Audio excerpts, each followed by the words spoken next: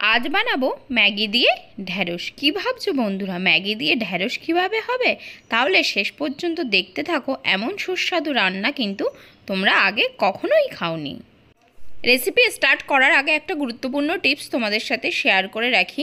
সেটা হলো ভেন্ডি ভাজা করার সময় কিন্তু আমাদের এই যে নাল নাল ভাবটা থাকে সেটা আমরা অ্যাভয়েড করব কি করে।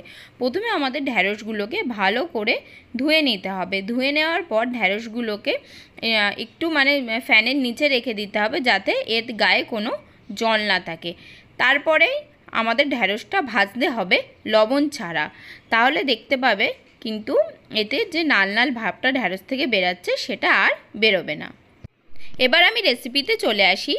ঢ্যাঁড়সটাকে আমি ডায়াগোনালি কেটে নিয়েছি।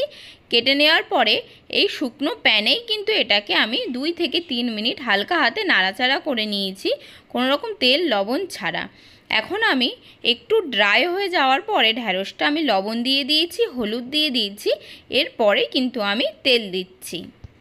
তেল দেওয়ার পর এখানে আমি দিয়ে দিচ্ছি পেঁয়াজ কুচি। পেঁয়াজ কুচির পরিমাণ একটু বেশি দিয়ে দিতে হবে। আদা আমি এখানে কুড়ে রেখেছি, আদা কোড়াগুলো দিয়ে দিলাম। এরপরে আমি দিয়ে দেব লঙ্কা কুচি। দেখতেই পাচ্ছ লঙ্কা কুচি আমার অলরেডি দেওয়া হয়ে গেছে। এরপর খুন্তি দিয়ে হালকা হাতে 2-3 মিনিট এটাকে ফ্রাই করে নেব। এটা কিন্তু খুব জলদি হয়ে যায়, এটা না যে এটা হতে অনেক সময় লাগে। এবার আমি ভেন্ডির মধ্যে দিয়ে দেব ম্যাগি।